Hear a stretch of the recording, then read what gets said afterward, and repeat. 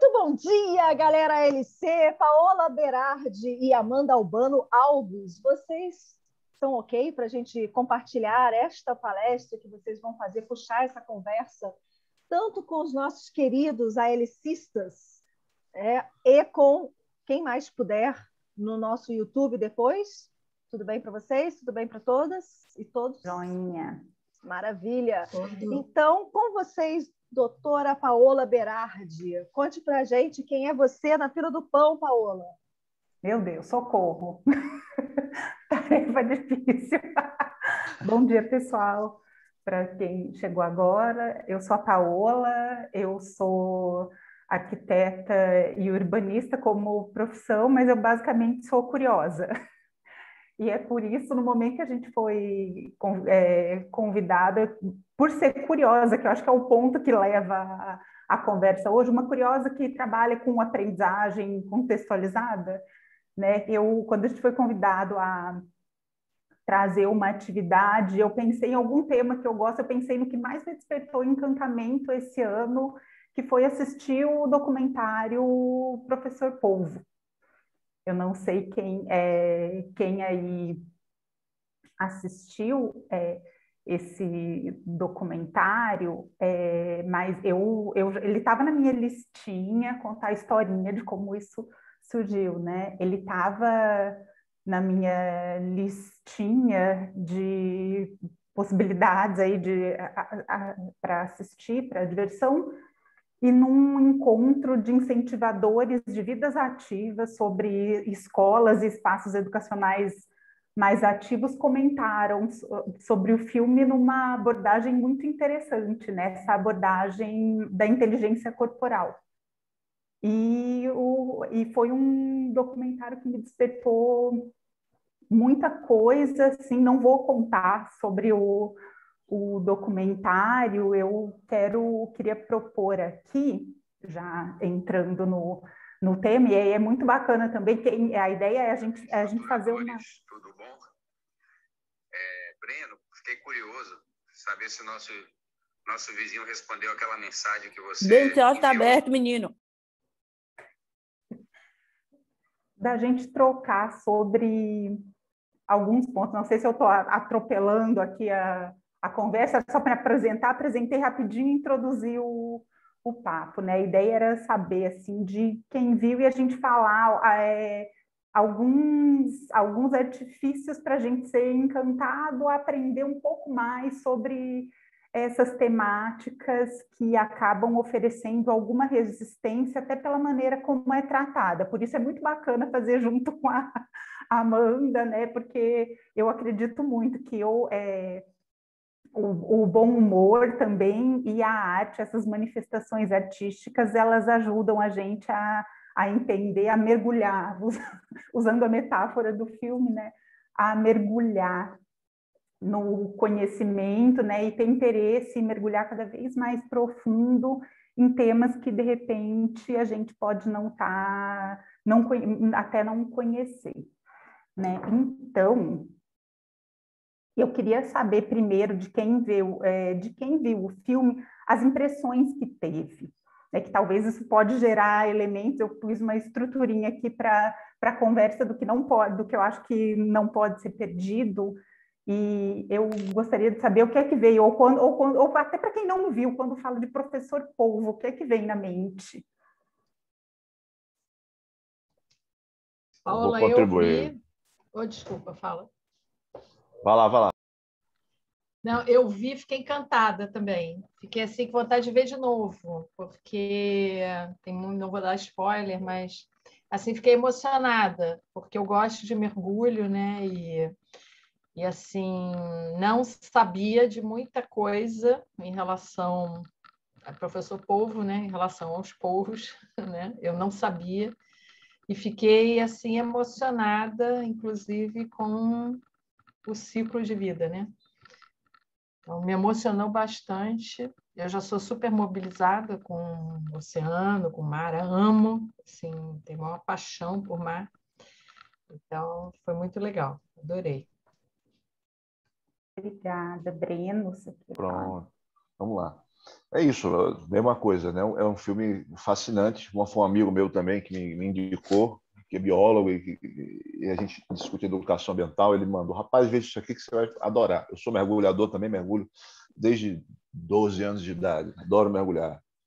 E o que eu acho interessante do Professor Polvo, acho que tem toda a beleza daquilo, mas para mim um elemento que eu acho essencial daquela coisa do filme é de você transformar um animal em um sujeito, né? Eu acho que é a percepção do sujeito, porque as pessoas, a gente, né, a humanidade olha o animal como coisa, né? Polvo é uma coisa que se come, é culinária japonesa, é bonitinha comida.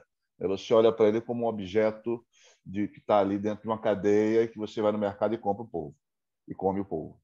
E de repente você traz o polvo para o lugar do sujeito. Ele se torna um sujeito de direito, um sujeito vivo, um sujeito que ensina e aprende com ele ali e cria uma relação afetiva.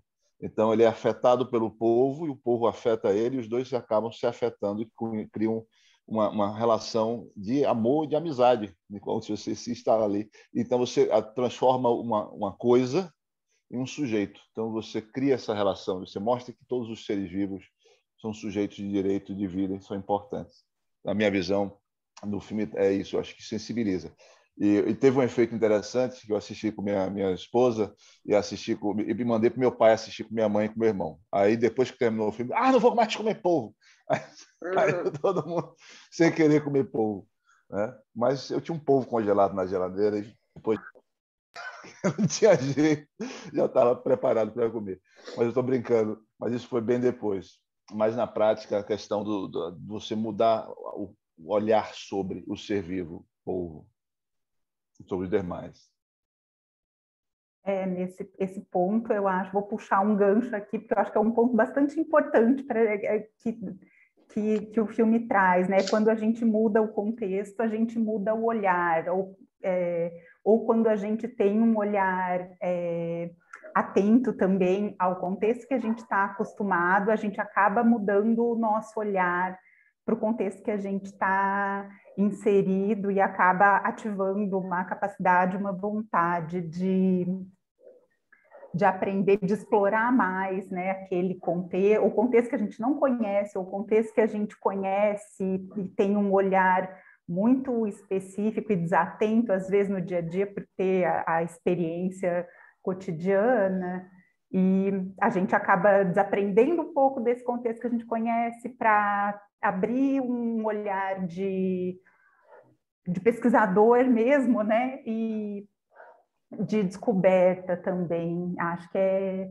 bastante importante isso, né? E a vontade da gente querer explorar contextos novos e dessa mudança tanto a mudança do espaço, do território, quanto a mudança do olhar, né? Não quero dar spoiler sobre o filme, só falar de pontos assim que ele traz, porque é uma experiência bem interessante ver também, conhecer a história, né? Um outro ponto também que eu acho, na verdade é o primeiro que me chamou a atenção, e eu acredito até que os dois estejam juntos, é a sensação de encantamento, acredito nas primeiras imagens do filme, né? Como quando a gente é despertado para o encantamento sobre um determinado tema, ou sobre um contexto, sobre um lugar, o quanto isso abre para a gente a vontade de conhecer mais sobre aquilo, né? E talvez acho que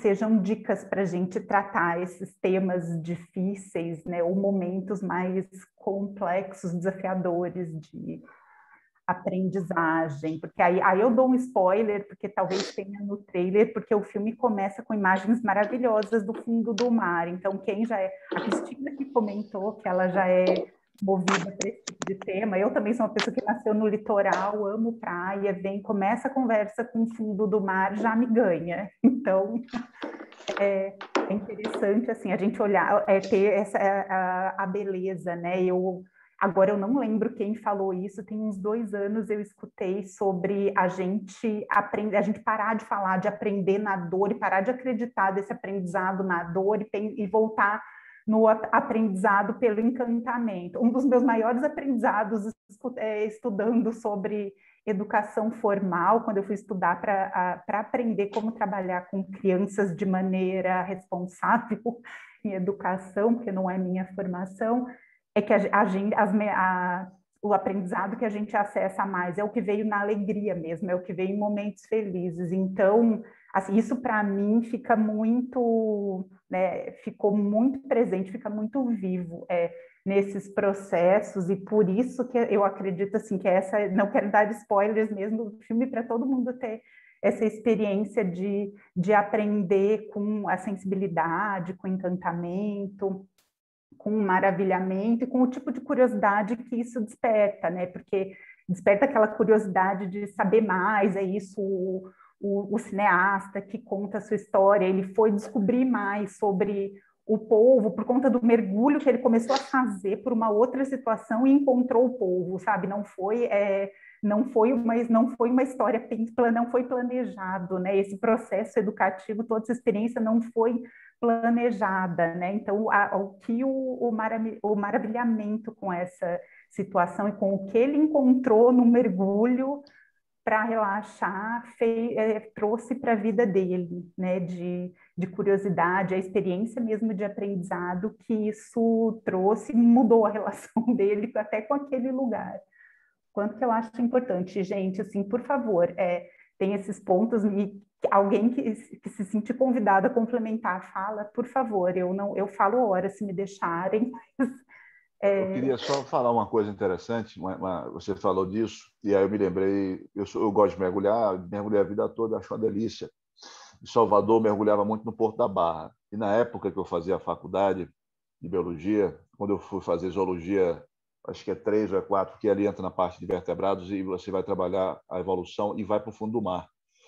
E o que é que aconteceu? Nesse período, foi o período que eu mais mergulhei, porque a cada aula que tinha, ela falava de uma determinada característica, de determinado tipo tem uns que são pelágicos, tem uns que são não sei o quê, tem uns que ficam fixados na terra, e falavam as características de cada ser e de cada bicho.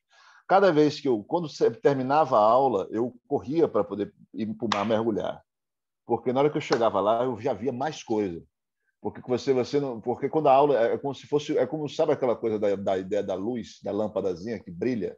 Então é como basicamente isso aconteceu, é como se aquele novo conhecimento lançasse uma nova perspectiva de olhar sobre aquela realidade. Então na hora que eu ia mergulhar, meu olhar sobre o lugar mudava.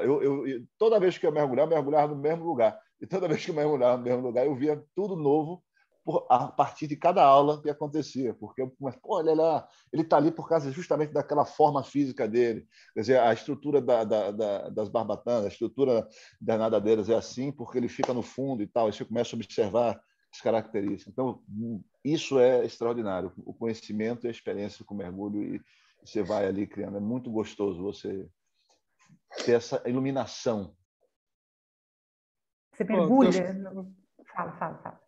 Deixa eu dar uma. O filme é sensacional. Mas eu tenho aí a minha visão de quem curte aprendizado como um todo. Em alguns aspectos no filme, para quem é um apaixonado por aprendizagem autodirigida, ele está vinculado ao contexto.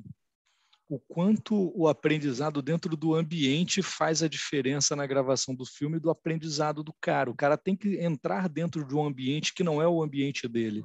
E ele se testa num ambiente novo. Isso, para mim, ele é fundamental. E ele começa a se entrar dentro de um contexto completamente diferente do natural dele. Então, quando você está disposto a aprender alguma coisa nova, você tem que se arriscar a se colocar em novos contextos. Isso foi algo maravilhoso como nessa linha. E a outra coisa que me chamou muito, muito, muito no filme não é só a questão das conexões, mas é você imaginar que isso, para mim, ainda está sendo algo difícil de eu administrar comigo. É entender uma questão de sentimento de animais de verdade. E aí a gente está falando de sentimento. E aí você imaginar uma relação de sentimento com o polvo, ele é algo muito complexo ainda mais para qualquer coisa. Você consegue até ter uma relação de sentimento com vários mamíferos, né? mas um sentimento com o povo é algo muito louco num determinado momento. Isso, para mim, foi bastante marcante nessa pegada do filme. Então, na parte de aprendizagem, todo o contexto envolvido na aprendizagem e a questão de sentimento realmente com o ser de um jeito diferente. Isso não é um spoiler, mas eu quero, pelo menos, estar deixando atiçado aí a comunicação, a curiosidade para quem for assistir o filme, porque vale super a pena. Você me fez chorar com essa fala, porque foi o que mais me emocionou mesmo no filme, porque também não quero dar spoiler, mas era até um ponto, se alguém quer colocar mais alguma coisa que conectou com o que eu gostaria de falar agora, que é a história se alguém quiser falar, eu fico quietinho, espero e conecto. A Maíra tinha aberto o microfone. Eu quero. Então fala, Maíra, fala você. Não, assim, eu não vi o filme ainda, tá na lista, e essa questão, né, que o Leandro falou, e você também agora um pouco sobre o contexto, né, de você se abrir para novas experiências e como isso reverbera, né, em termos de você mudar a sua atitude, a sua leitura do ambiente onde você está e tal. Mas tem uma coisa que sempre me inquieta, assim, que é o passo de como isso faz efetivamente você agir para que haja uma transformação, ou para evitar que esse ambiente tenha uma transformação que vai degenerá-lo, né? Degenerar todo esse contexto. Que às vezes eu vejo por outro lado também, eu sou da Bahia também, viu, Breno? E agora eu tô aqui no sul, frio da porra. Mas sou remadora e uma coisa que me inquietava muito era assim, que apesar desse contato, né, das pessoas que estão ali no ambiente, no mar, ou mergulhando, ou surfando, ou remando, e vivenciando tudo isso, muitas vezes essas pessoas não atenam para uma atitude diferente em relação ao cuidado, né? A cultura do cuidado. Então, onde é que a gente vira essa chave? Como é que faz, né? Isso aí é uma coisa que sempre... Então, através da... Ontem a gente teve outras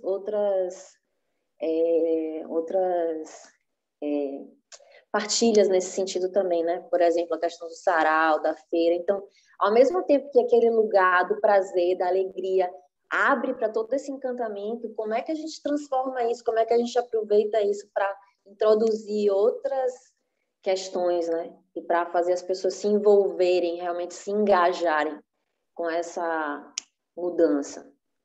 Eu não sei, estou colocando para vocês que é uma coisa que me inquieta, tá? Não sei a resposta. Sempre bom ter perguntas, né, Renata? Não, o que, assim, para além de tudo que já foi falado, que eu acho incrível, o que me chamou também muita atenção foi a questão da persistência, né? Porque o sujeito, eu falei assim, meu irmão, né, o sujeito entrava na água todo dia, e vamos combinar que não era uma água quente, né? E o sujeito, além do fôlego, né, de tudo, né? Acho que da resistência dele, essa questão da persistência, como que o perigo e tudo, mas assim, outras coisas me chamam muita atenção, mas essa questão que a gente tem que persistir, né? Tem dias que vai, tem dias que não vai, né? E qualquer relação, seja ela com o que for, essa questão do todo dia você ir lá e você persistir, você procurar, né?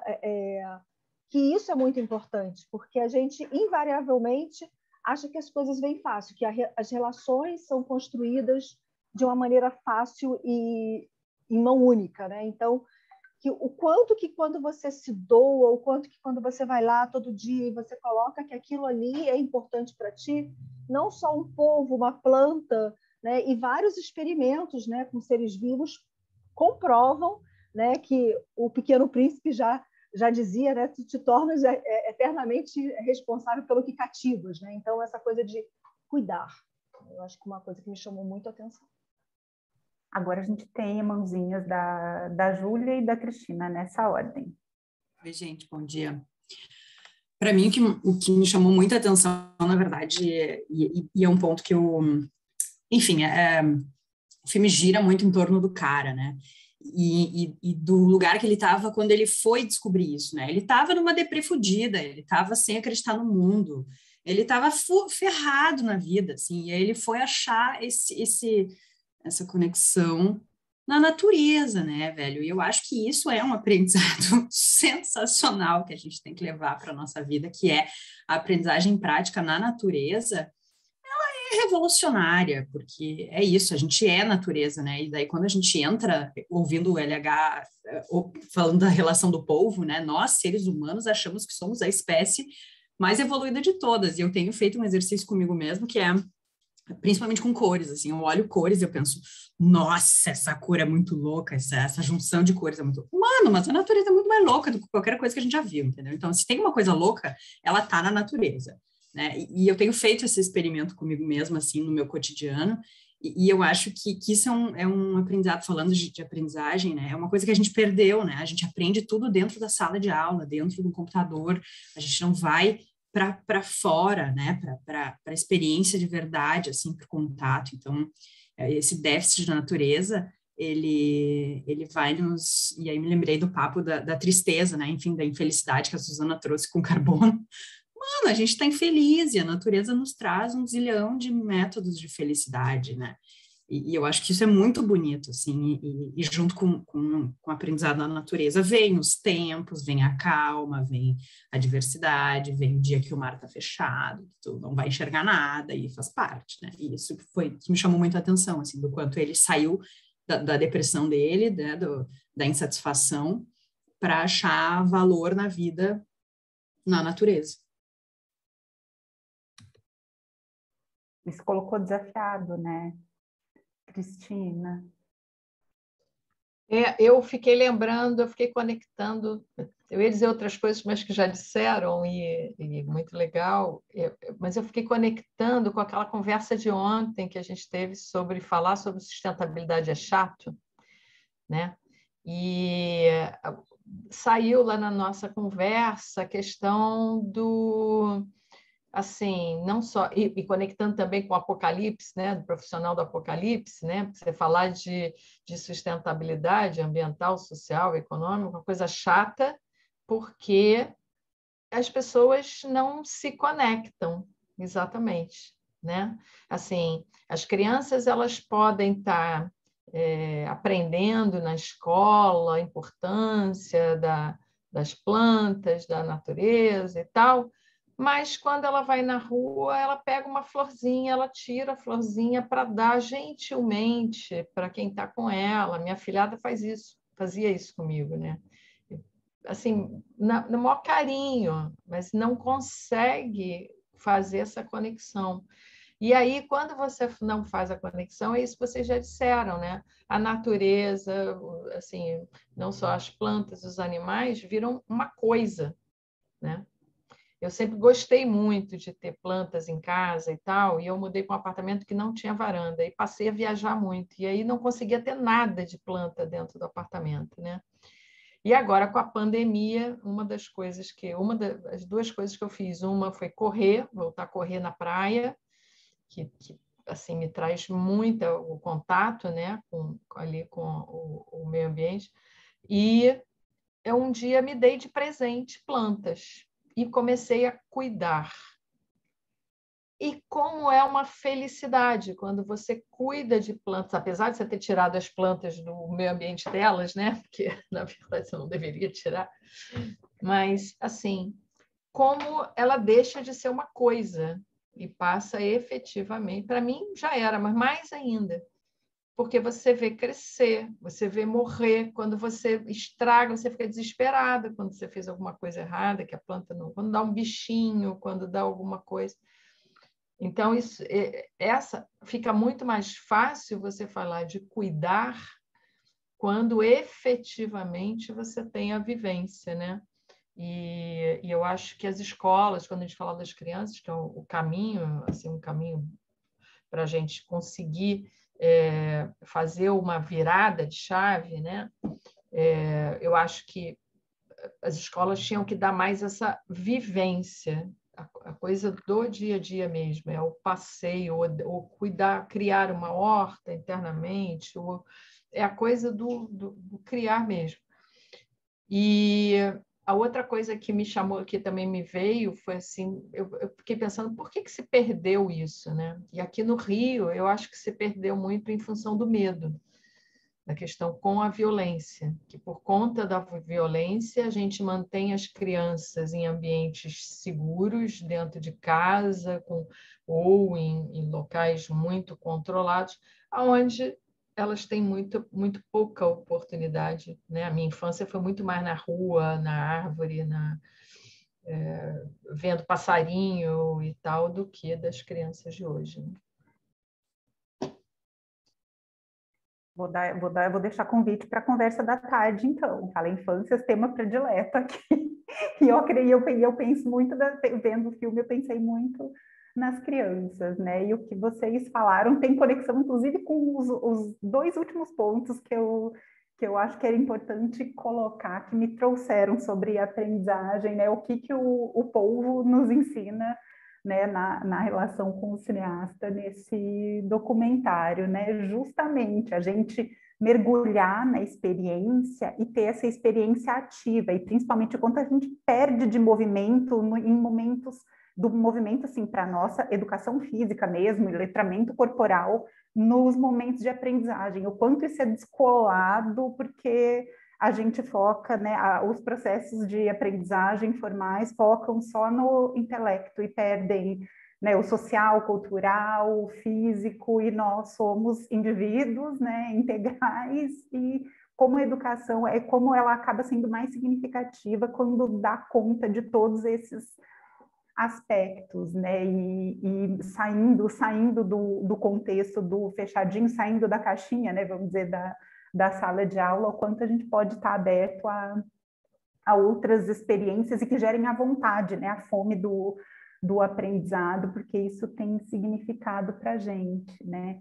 E outra que o Leandro me fez chorar, que é o último mesmo, me fez chorar, a lembrança me fez chorar, é essa conexão com entender, né, a Júlia também trouxe um pouquinho disso, todo mundo trouxe, assim, essa conexão com outros seres que talvez a gente, pelo desconhecimento mesmo, né, e pela falta de conexão, de sensibilidade em relação a eles, a gente não considera tão vivos e tão relevantes para o ser humano, para o planeta como nós somos, e acredito que aí entra o que a Renata colocou dos ensinamentos do Pequeno Príncipe, né, sobre o que a gente tem do cuidado, a importância que a gente dá, porque a gente quer bem, né, eu gosto muito de, fechando aqui, de falar mesmo, né, que a gente precisa conhecer para amar, e a gente precisa amar para cuidar.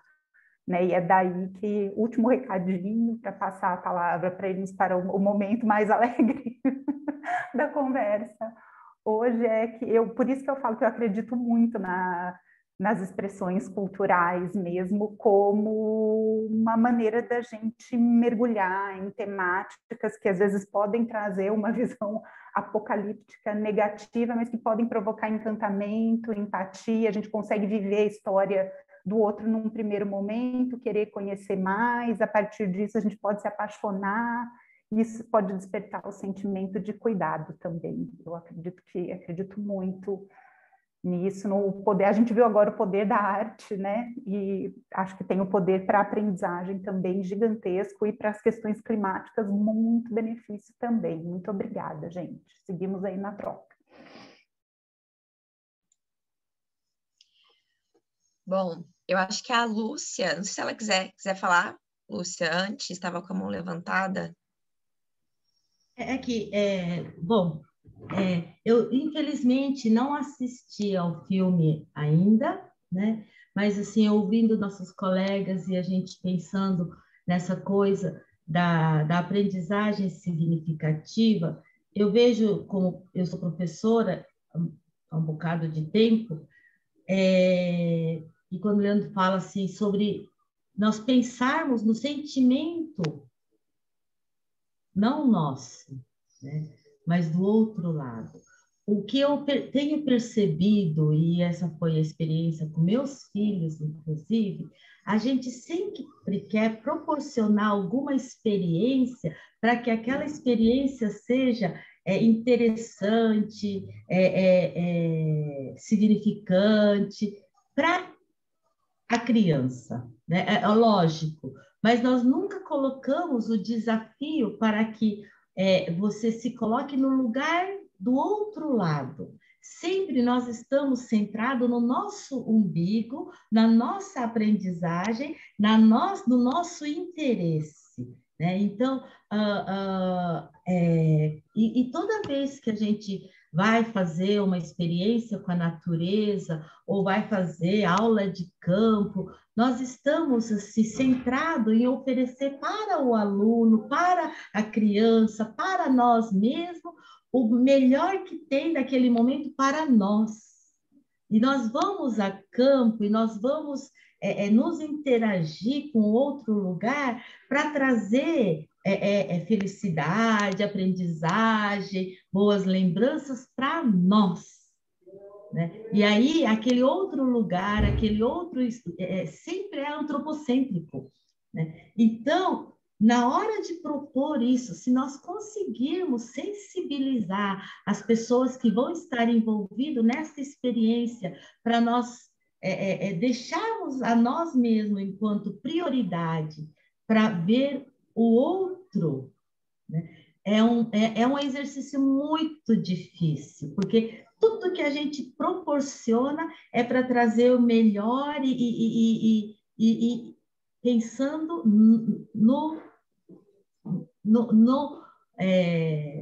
na melhor oferta, nós não estamos... nós vamos para usar o outro ou o espaço diferente para quê? Para nós, né? E eu não sei se eu estou conseguindo me fazer expressar bacana, mas assim, se nossa oferta, nossa preocupação estiver centrada, né, na lógica antropocêntrica, nós continuaremos usando apenas o outro, lugares diferentes, experiências diferentes. É só essa, porque teve uma pergunta nesse sentido, e eu tenho lutado muito para pensar essas questões. Então, só essa reflexão de se prepararmos o nosso, na nossa cabeça, espírito, seja lá o que for, o clima, a vibe, para nós sairmos um pouco do nosso umbigo e sair com essa possibilidade de real de diálogo, né, com o outro, talvez a gente alcance uma coisa um pouquinho diferente. Só isso que eu queria colocar. Obrigada, Lúcia. O pessoal reagiu bem ali no chat também. Antes de eu também me apresentar um pouco, acho que o Breno levantou a mão e acho que ainda está dentro aí da linha, eu acredito, né? Então, Breno, se usar uns minutinhos aí. Bem rápido, bem rápido. É só para... na lógica dela, né, que ela está trazendo, ou seja, aquele amor ao próximo, né, que a gente traz. Eu não tenho uma religião específica, mas essa coisa do amor ao próximo, né, é o próximo que é igual a mim, né, é um próximo que é antropomorfizado ali. Então, na verdade, eu penso que o amor... eu escrevo isso, às vezes eu escrevo isso em algumas situações que já tive alguns debates, eu trago o amor ao próximo, aí eu sempre destaco o próximo, aí eu boto o próximo e boto entre parênteses, boto todas as coisas vivas. Então, aí eu faço ali uma pequena explicação de que próximo é esse. Né? Que no fim, o próximo são todos os outros seres vivos e as coisas. Eu não preciso cuidar apenas daquilo que é vivo, né? No próximo ser humano, meu pai, meu parente, ou aquele que comunga da mesma cultura que eu, ou aquele que acredita na mesma coisa que eu acredito. O próximo, no fim, são todas as coisas que estão ao meu redor, em torno da minha vida. Então, eu preciso, para cuidar, eu preciso entender, eu preciso conhecer, eu preciso amar, porque quando eu amo, eu cuido. Então, eu preciso construir esse princípio. E quando eu penso no amor ao próximo, eu preciso pensar que o próximo é tudo aquilo que existe e que possibilita a minha condição de estar vivo no mundo. É só essa reflexão. Bom, antes de introduzir o assunto, eu vou contar um pouco sobre mim para vocês conseguirem, talvez, imaginar como que foi esse exercício de escutar os primeiros 30 minutos, o papo aí que a Paola puxou e como que Vocês foram usando o gancho de uma referência que é importante para mim, para falar de assuntos tão pertinentes, de coisas tão importantes. Eu sou mineira, mas sou formada em oceanografia, que é o estudo dos oceanos. E foi um exercício muito complexo para mim, a faculdade, porque é um curso muito para curiosos, como a Paula disse, é bem diverso mesmo. A gente estuda física, química, biologia, antropologia, economia, tudo relacionado com o oceano e zona costeira. Então, tem uma questão bem multidisciplinar. E a cada matéria que é passando, a cada semestre, a cada ano, são 5 anos de graduação, o sentimento que eu tinha era fudeu.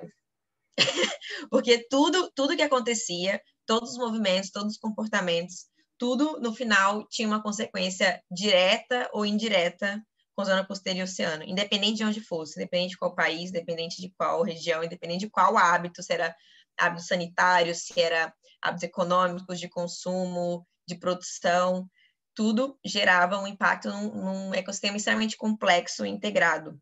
Então, era como se... Então, foi um exercício muito difícil para mim, porque eu já tirei 10 em provas que eu recebi a nota e eu chorava, porque eu falo assim, por exemplo, a matéria, eu lembro até hoje, a matéria de poluição marinha. Tirei 10, na matéria inteira, na base do choro e do ódio. Porque cada momento da matéria, eu via que o antibiótico que a gente tomava alterava a bissexualidade. Na verdade, os peixes, eles são bissexuais, dependendo da fase. Ele é fêmea numa fase, macho na outra, uma coisa de doido, assim. E aí o antibiótico, o anticoncepcional que a humanidade tomava, que caía na água, que caía no oceano, estava alterando. Então, assim, era uma questão muito complexa. Então, foi 5 anos de desespero de falar, tipo, tá, mas e aí, o que a gente pode, como que a gente consegue transformar ou mudar essa perspectiva e esse olhar? Então, eu venho tentando lidar com a quantidade de informação que eu possuo e tentando lidar com como que a gente pode realmente gerar transformações relevantes ou conexões relevantes. Então, quando eu escuto a diversidade de pessoas aqui falando que através de um documentário, que tinha um povo, que eu mergulho, que eu trabalho, que eu sou biólogo, e essa conexão, essa simbologia que o oceano dá, eu acho que é uma simbologia super forte, porque, querendo ou não, a vida nasceu no oceano, né, e todo mundo é carbono, a gente tem uma conexão aí, entre aspas, genética com todas as espécies. Se a gente acha que, eu sou só mamíferos ou só humanos, não, todo mundo possui carbono na composição do corpo, né? Qualquer espécie da fauna, da flora. Então, temos sim uma linhagem genética aí com todo mundo, e principalmente com o oceano, que a vida surgiu no oceano. Então, talvez seja por isso que ele tem essa potência de sensibilizar, mesmo não sendo acessível para todas as pessoas, mesmo não sendo familiar para todas as pessoas. Então, ele tem essa força. E daí que surgiu a Bloom, que eu não vou explicar aqui mais ou menos muito tempo que é, mas a gente é uma agência de mudança para o oceano, então a gente trabalha com criatividade, inovação, gestão, metodologias ágeis, discussões, facilitação para a galera que está trabalhando com o oceano, com o nosso público, nossos clientes, né? São pessoas que estão trabalhando com educação ambiental para o oceano, ONGs, negócios sociais, e a gente tem uma experiência super legal nesse sentido. E nessas reflexões, a gente cunhou uma filosofia que a gente chama de oceamimética, porque tem a biomimética, né? Aí a gente meio que fez uma derivação, que é a oceamimética, que ela sai além da gente observar os comportamentos naturais dos biomas ou das espécies que tem no oceano, a gente aprender também com essa filosofia que vocês trouxeram aqui em algumas falas, que é sobre o mar nem sempre, ele tem fases, né? Ele tem um momento de que ele está de ressaca, que ele está revolto, que ele está no marasmo, ele tem vários tons, várias cores, várias formas, várias temperaturas, várias profundidades. Então, na Bloom, a gente brinca bastante com esse termo da oceamimética e como que a gente pode aprender desde cooperação, desde complexidade, nessa linguagem de observar a biologia do processo, mas também a filosofia por trás, a emoção por trás, a simbologia por trás. Então, foi um exercício muito, muito, muito bom e muito legal ficar em silêncio e ouvir vocês falarem várias coisas e como realmente, porque quase que valida a minha hipótese, que hoje também prefiro seguir uma linha de falar sobre o oceano nessa perspectiva de qual emoção eu quero que as pessoas sintam quando eu trago um tema. Quero que ela sinta medo, desespero, de que está desmoronando tudo, ou eu quero que ela sinta conexão, quero que ela sinta felicidade, quero que ela sinta amor, curiosidade, quero que ela dê risada, qual que é a emoção que eu quero? Então, foi muito, muito, muito legal. E outra coisa também que eu queria trazer para vocês de uma reflexão é que a gente fala que tem como se fosse 5 oceanos, né? Mas, na verdade, é um oceano só. Ele não tem nenhuma barreira física. E junta todas as nações e todos os corpos d'água nos interiores de todos os países se conecta com o oceano. Então, ele é como se fosse realmente uma veia que nutre e conecta a gente com uma diversidade de coisas muito grande. E foi nessa perspectiva, numa perspectiva agora fazendo um gancho com outras conversas que teve, que eu não pude estar participando, dentro dos ODS, que são 17 ODS, tem o ODS 14, que é o Vida na Água. Os dados estatísticos de pesquisa, desde quanto de incentivo que tem o ODS 14, quantas iniciativas são realizadas para ele é um dos mais michurucas, no Brasil e no mundo, assim, ele é muito fraquinho. Mesmo tendo um corpo de água gigantesco que conecta várias nações, que fornece muitas coisas para a gente, ele é o mais fraquinho. Então, pensando nisso, a ONU e a Unesco se juntou e lançou a Década da Ciência Oceânica para a Sustentabilidade, que agora é de 2021 até 2030. Então, a gente tem essa perspectiva de falar sobre o oceano e conectar com várias pautas, desde moda sustentável, alimentação, transporte, clima, né, com todas essas pautas. Então, esse é o nosso desafio. Depois eu vou colocar, quando eu passar para quem está com a mão levantada, eu vou tirar um tempinho e colocar uns links para quem quiser ler um pouco mais, estudar um pouco mais sobre isso. Mas a Década da Ciência Oceânica, ela tem alguns pilares. A primeira é o Oceano Limpo, a segunda, um oceano saudável e resiliente. A terceira, um oceano produtivo e sustentável. A quarta, um oceano previsível, seguro e acessível. E, por último, um oceano inspirador e envolvente, que é o inspirador e envolvente, é um braço que o Brasil cunhou na década, porque é o lado que a gente está chamando de cultura oceânica, que a gente acha que cultura oceânica parte muito de quem mora, quem nasceu no litoral, quem tem uma facilidade, né? Quem está aí mergulhando desde a faculdade. Só essas pessoas têm cultura oceânica, porque tem uma vivência maior, fora da telinha, né? De assistir um documentário. Mas se a gente parar para pensar que o oceano produz oxigênio, é o maior produtor de oxigênio, então a cada respirada que qualquer pessoa, qualquer espécie na Terra dá, está respirando oceano. Então, a gente quebra um pouco essa barreira de uma ligação muito física, né? De eu estar ali na praia para me conectar com o oceano. Na verdade, ele é o maior produtor de oxigênio que a gente tem, para todas as espécies, para todos os contextos que precisam de oxigênio. Então, a cada respirada, a gente está conectado. E aí também vem a questão da pauta climática, que particularmente hoje é uma coisa que eu ainda estou batalhando muito, e eu fico aparecendo assim, lives e vivências para pregar essa palavra, que tem até uma campanha que foi realizada, esse termo não foi eu que criei, mas é bota sal no clima. Porque a gente fala sobre mudanças climáticas no Brasil, isso eu estou participando de alguns espaços, mas não todos, então a minha fala pode não ser tão realista, né? Mas pelo menos no espaço que eu participei, quando se fala sobre clima e mudanças climáticas, a gente fala muito sobre a Amazônia, sobre Cerrado, sobre Mata Atlântica, que eu, inclusive, adoro, eu sou uma ambientalista raiz, assim, né? Tanto para mim é uma coisa só, é quase que o oceano e a Amazônia tá ali conectado para mim. E no Brasil, mesmo a gente tendo 8.000 quilômetros de costa, mais de 40% do nosso território é mar, se a gente considerar o mar territorial. A gente não fala sobre qual a importância do equilíbrio da temperatura da Terra no oceano. Então, assim, vários eventos de... Sinto muita falta dessa perspectiva. Raiz, assim, para mim é uma coisa raiz. Eu já tive em espaços que pessoas falaram assim, porque as primeiras pessoas que sentiram os efeitos da mudança climática são os produtores, ou sei lá, as comunidades na Amazônia. Eu falo, gente, não foi os polos, sabe? Tipo, não foi, né? A gente demorou a sentir. A discussão de mudança climática, ela começou há muito mais tempo, numa perspectiva das ciências do mar. Então, quem está sentindo há mais tempo, quem está sofrendo há mais tempo, é o oceano. E automaticamente, como ele conecta tudo e tudo conecta ele, está todo mundo junto, vira uma coisa em cadeia. Então, eu faço esse convite, se vocês são pessoas que estão falando sobre o clima, estão falando sobre mudança climática, seja numa perspectiva do humor, seja numa perspectiva da educação, seja numa perspectiva da educação infantil, da educação universitária, da educação não formal, da educação autodirigida, que a gente faça a provocação, a gente precisa incorporar essa cultura oceânica, sabe? Do mesmo jeito que a gente já conseguiu, de certa forma, fazer com que boa parte dos brasileiros entenda o tamanho da Amazônia, ou entenda a importância da Amazônia, eu sei que não é 100%, né? Porque a gente vê muita negligência com relação a isso, mas já é mais comum, já aparece mais no jornal, já tem mais notícia, já tem mais documentários, né? Como o do Professor Polvo, foi uma oportunidade de sensibilizar vocês para esse tema.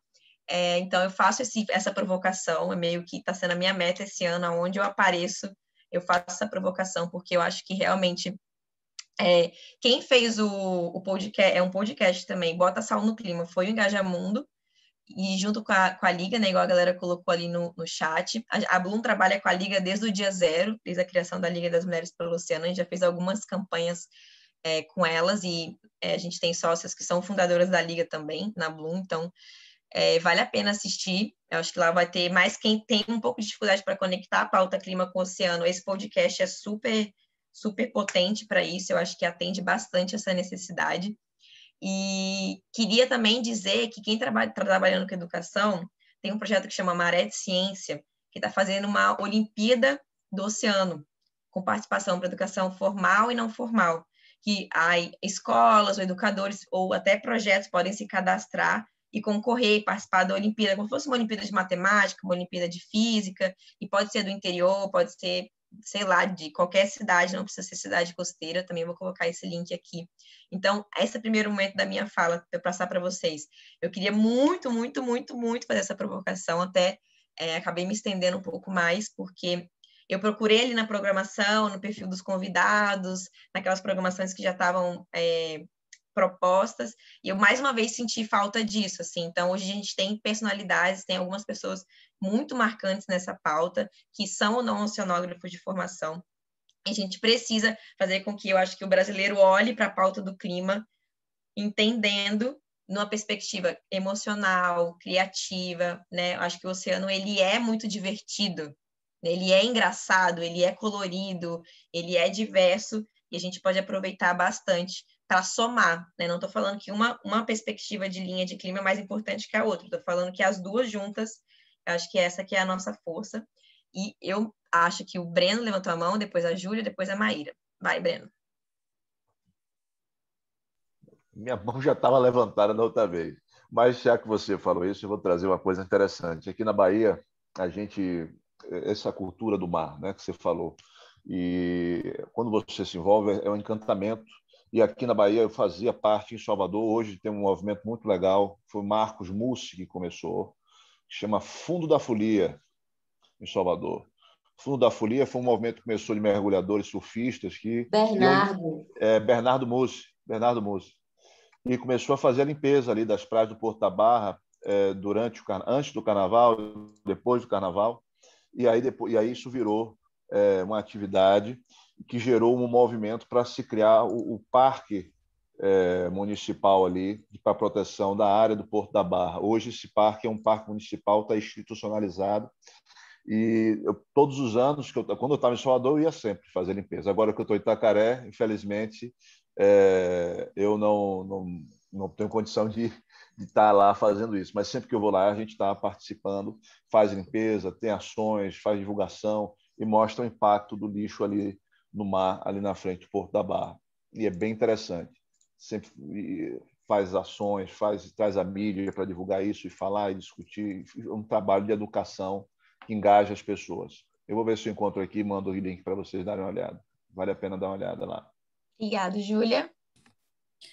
A minha mão levantada era exatamente sobre esse ponto, Amanda, que tu trouxe de clima e oceano, que a gente não fala no Brasil, né? E aí, já que tu falou bastante sobre isso, a pergunta que ficou para mim é: por que diabos isso aconteceu, sabe? Por que diabos a Amazônia ganhou todo esse holofote e o oceano não conseguiu? Porque, enfim, fotossíntese está lá, né? Quando a gente ensina a moral do clima, a gente fala fotossíntese, e a fotossíntese está tanto na Amazônia quanto dentro das águas do oceano, né? E eu acho que falar de algas é falar também de uma revolução de soluções para o clima, né? Que a gente vai precisar muito. Então, eu deixo a pergunta assim para a gente: por que será que a gente não conseguiu traçar a força, né, do papo oceânico versus o papo da Amazônia. E, claro, a primeira coisa que veio na minha cabeça são os interesses, né? A Amazônia tem terra também, muito mais do que só o oceano com toda a sua riqueza, que às vezes a galera não né? Pega peixe, pega um monte de bicho, mas não tem terra, né? Que tu vai lá no mar e se apropria. Não tem ouro, não tem minério, quer dizer, Então, até tem petróleo, né? Tem. Não, mas a tem galera ouro, usa. tem minério, tem não, mas eu tudo digo, isso. é muito mais complexo tu acessar aquilo, porque ele está no fundo do mar, tem que ter tecnologia muito mais difícil, enfim, pré-sal, todo esse rolê aí, né, que a gente sabe. E claro que a galera já chegou, né, a explorar principalmente petróleo e essas coisas do mar que também levou a descobertas bonitas, né, tipo os corais da Amazônia, assim, que eu acho que foi também um papo muito legal de tentar botar isso, a Amazônia, né, a região lá também tem coral, e coral é vida, e coral é biodiversidade, é tão importante quanto a arvorezinha que está de pé lá. Mas, enfim, deixa eu perguntar se alguém tiver uma hipótese sobre por que a gente não conseguiu dar bola para os oceanos, eu acho que é um bom ponto para a gente começar, sabe? Porque é claro que não precisa necessariamente olhar para o passado para a gente conseguir criar uma narrativa de futuro, mas eu acho que essa é uma forma importante da gente entender os mecanismos que nos bloqueiam, sabe? Que a gente nem sabe que eles estão aí, mas eles estão, né? De alguma forma. Então, deixo aí a provocação. Essa reflexão é uma reflexão muito forte. Eu não sei se ela tem uma resposta única, assim, mas eu acho que, como eu em frente à minha janela, eu vejo o mar. Eu estou olhando para ele aqui agora. E quando as pessoas olham para o mar, é como se visse uma imensidão de azul, certo? E a limpeza de praia, por exemplo, é uma coisa que mobiliza, porque é como se você estivesse vendo ali, mas, por exemplo, a maior parte do lixo está no fundo do mar, não está nem na praia, nem na superfície. Então, se a gente vê muito lixo na praia e muito na superfície, é porque o fundo está arregaçado. É mais ou menos isso que acontece, que é a simbologia que a gente precisa ter. Só que é uma coisa que não é tão acessível, né? É uma coisa que... É por isso que documentários, por isso que eu quis conectar com o professor Polvo, é uma das formas de acessar essa cultura oceânica, de fazer essa provocação. Porque, por mais quem não mergulhou e assistir, vai sentir como se já tivesse mergulhado, porque o documentário quase todo é debaixo d'água. Então, a pessoa vai sentir, lógico que é um ambiente totalmente diferente, uma floresta de kelps, não é litoral brasileiro, não tem uma aparência brasileira. A gente tem muita simbologia de corais também, carimbenhos, que não são do Pacífico, que não são corais do Brasil. Então, a gente tem algumas simbologias um pouco distorcidas, porque a gente falta recurso para produzir questão de entretenimento e audiovisual sobre. Por isso que o Profissionais do Apocalipse, a gente trata como entretenimento, porque mobiliza, né? Entretenimento, seja um documentário, alguma coisa que tem humor, mobiliza. Então, hoje é uma coisa que eu me pergunto bastante, que tipo de visibilidade, que tipo de conteúdo precisa produzir para que as pessoas recebam e, a partir disso, elas abrem mais uma caixinha de importância na cabeça dela, mais uma, né? E principalmente o Brasil, ele é muito continental, né? A gente tem uma parte continental muito grande. Então, as pessoas acham que está muito distante o mar. Então, quando a gente fala sobre o oxigênio, a gente fala sobre a regulação climática, que é ele que faz ou não a mudança de temperatura, ele tem mais influência sobre isso, que quase tudo que a gente consome vem de navios, né? Então, está precisando utilizar a questão do oceano. Quando a gente traz esses ganchos narrativos, a história individual de cada uma se aproxima do oceano. Eu acho isso super legal. Então, vocês foram, tipo, o meu laboratório de experiência aqui. Quando ela falou, documentário do professor Polvo, eu falei, eu quero entrar para ver quais tipos de ganchos da perspectiva pessoal de cada um, do emocional de cada um, ou da prática. Eu sou educadora, então eu levo a educação nessa parte mais do movimento, da experiência, porque isso pode acontecer com um documentário amazônico e, sei lá, alguém monitorando uma espécie que tem lá, como também pode acontecer com o oceano. Então, acho que isso é super, super forte, super potente. A gente tem poucos minutinhos, eu vou passar para a Flávia. Oi, queria só falar rapidinho. Eu baixei a mão. Adorei conhecer mais a Bloom. E não conhecia, não sabia da Bloom. Já acompanho também a Liga, tal, as campanhas, mas não sabia da Bloom, assim, muito. E só para dizer, assim, que eu acho que também não é, sem querer, né, dar uma resposta única, mas eu acho que falta muito conectar uma coisa com a outra. Então, a gente fala de Amazônia, a gente fala de Mata Atlântica, a gente fala de Cerrado, ou a gente fala de oceano. E, na real, o oceano tem a ver com com tudo isso, né? E aí, sobretudo, a questão da zona costeira, essa interseção, né, entre todos os biomas, entre, né, essa transição com o oceano propriamente dito, eu acho que a gente precisa trabalhar mais nisso, né? Eu vou até demorei um pouquinho, mas botei ali no Caban, né, sobre um projeto que a gente está tocando aqui, que é o Roda das Águas, que é justamente para poder tentar trazer, embora no litoral, estou na região da Guarda do Embaú, que é um lugar altamente privilegiado em termos de biodiversidade, enfim, de modos de vida ainda muito conectados com a natureza, mas a gente está enfrentando como o litoral inteiro uma pressão imensa, né, por esse mesmo modelo de urbanização intensa do litoral, por falta de saneamento, por exploração, ameaça de exploração de petróleo aqui, todo o litoral de Santa Catarina, né, com o novo leilão. Então, tudo isso está muito conectado também com o que as pessoas entendem que querem para o seu lugar, né? Em termos de economia, de política, enfim, né? Então, eu acho legal, eu não sei responder, até por isso que eu trouxe a palestra, para poder a gente debater também sobre isso, mas a gente passar dessa ideia também da felicidade instantânea, né? A gente tem uma felicidade imensa de se conectar com tudo isso, mas passou ali aquele momento, e aí? Daqui a pouco vai chegar uma coisa que vai acabar com tudo isso e a gente não se envolve nessa discussão. Como é que a gente contribui para que isso, né, continue saudável, né? E que seja para todos, né? Então, assim, só para martelar um pouquinho. E eu acho que a questão do oceano, você falou, né? Que as pessoas, às vezes... alguém perguntou isso, por que a Amazônia sensibiliza mais? Não sei, a gente tem muito aquela cultura ainda, né? A abundância como algo que, tá tudo bem, a gente fica até meio anestesiado, meio chapado, digamos assim, né? Com tanta água, com tanta imensidão, com tanto...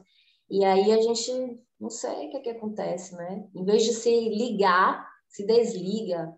É uma coisa meio, assim, contraditória, né? As contradições do ser humano. Mas, assim, muito legal conhecer mais. Tem que ter um equilíbrio quando falar do oceano, não colocar na fantasia, né? Isso. Naquela coisa do mágico demais, do belo demais. Então, também um equilíbrio entre o C.S. Pierce e o professor Polvo aí. A gente achar sempre um equilíbrio entre os dois. Acho que a Flávia estava com a mão levantada, mas o nosso tempo chegou, eu não sei com a organização aí. Então, gente, eu vou parar.